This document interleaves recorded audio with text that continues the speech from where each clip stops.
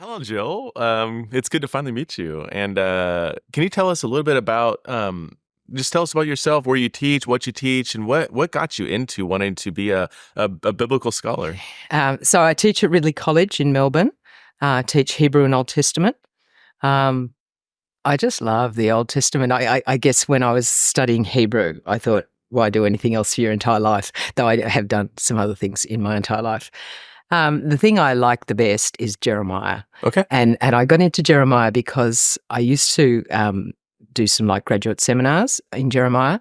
And one day I went in and the students were weeping. And I'm like, has there been a disaster? And no, we've just been reading about the tears of God in Jeremiah. Oh, wow. And wow, like God is so amazing, that he's bringing this judgment, but it's killing him. He's Yeah. weeping and, full of compassion. And I thought, oh, this is some book that, has got stuff in it that I don't know. Yeah. Yeah.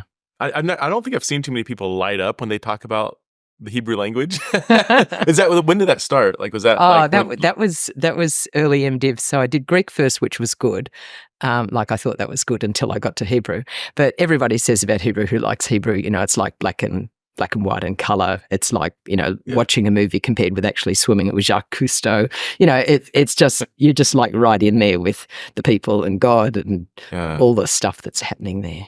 Yeah. So now you wrote the introduction, all the notes for the introductions to the books of Chronicles through Song of Songs. Yes. I think this might be some of the most least read portions of the Bible, at least, if you think about the church as a whole.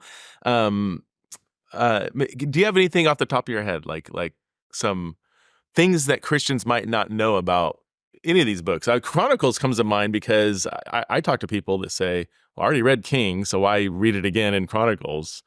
What is it about Chronicles that gets you excited, or something that people might not know about it? Yeah, well, I guess compared with Kings is things went wrong, and then there was the exile. That's the story of Kings. Whereas Chronicles, like in the past, something went wrong, but now God has got an agenda and we're on our way up.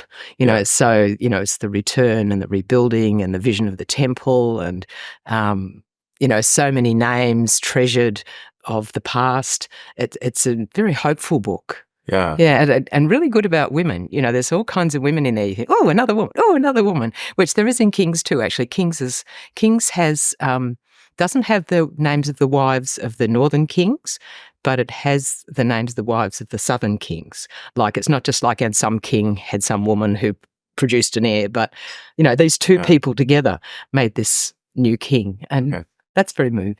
Chronicles talks about Huldah, right? The prophet? I know that's in Kings. Is that in Kings? Okay. Yeah. Okay. Oh, that's right. Yeah. Right. Okay. Okay. Yeah. Now, Song of Song. Yes.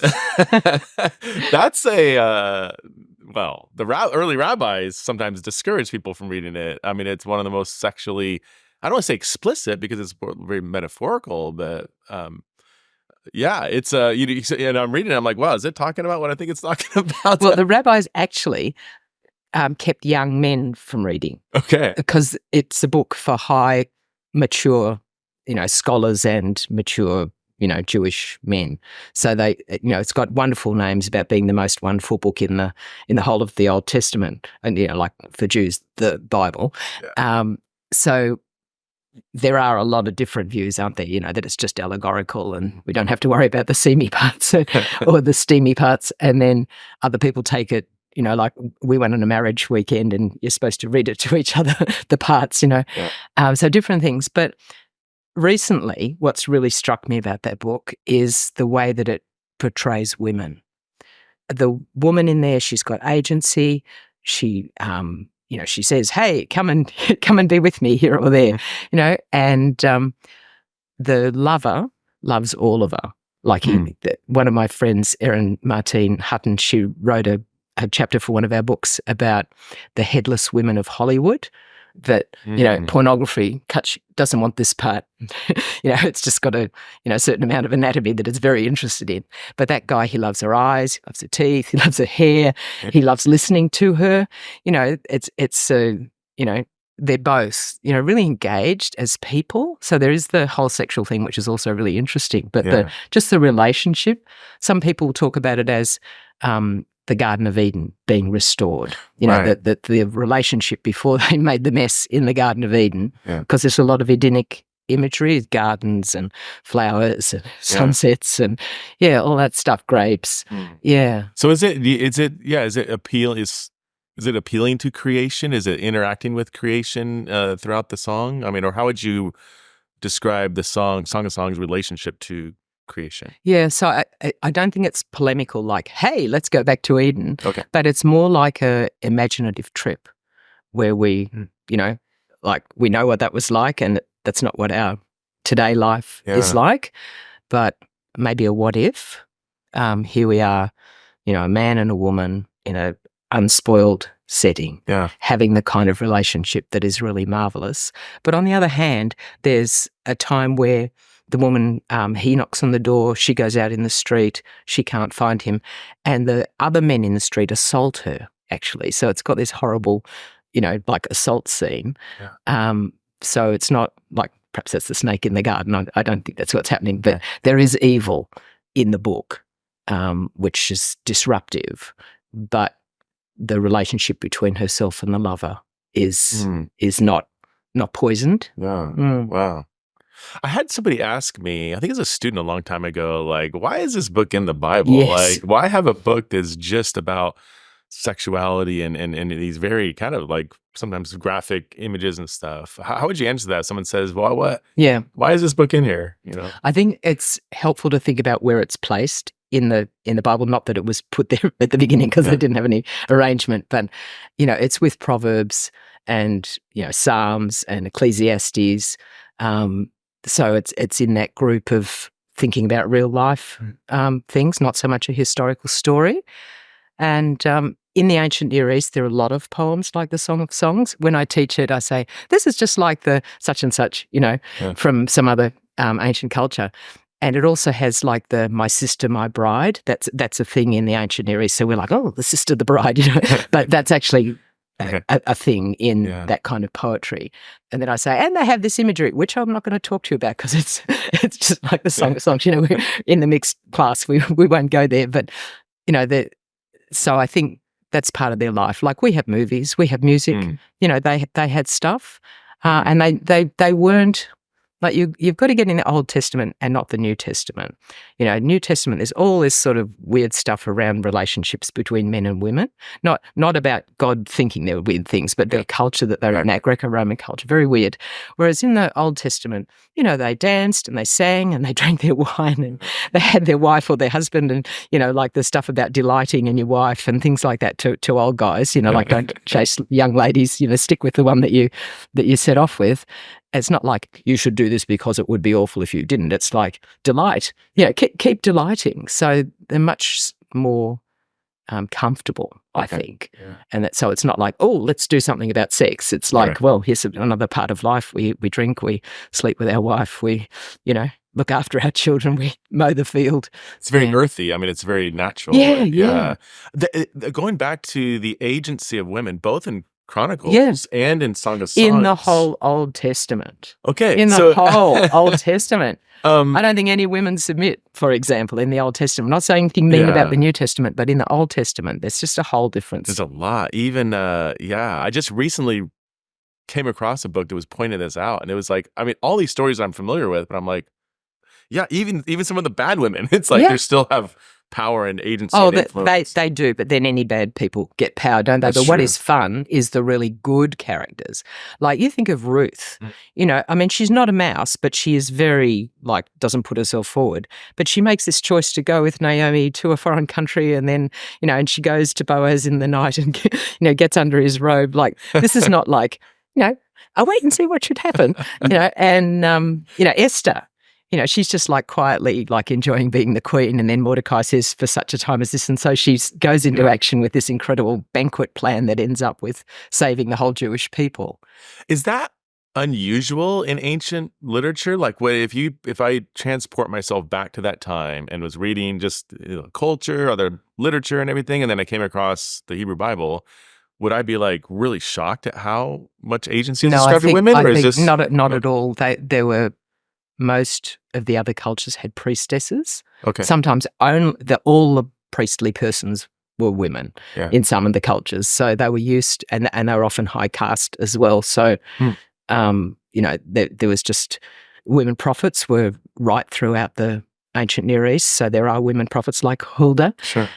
But, some cultures, again, had mostly women prophets or many women prophets. Really? Okay. So, yeah. So it is, as I keep saying, really different from some of the Greco-Roman stuff. So these are books that, I mean, you've studied before, you've taught them and everything, but you wrote these introductory notes to the books. Was there anything that you discovered that you didn't see before, or anything that you're like, oh, I didn't know that this was maybe framed a certain way? Did you learn anything in the process of writing? Yeah, well, I made a little tick list, because of the purpose of the notes, like, women, the poor, creation, stuff like that.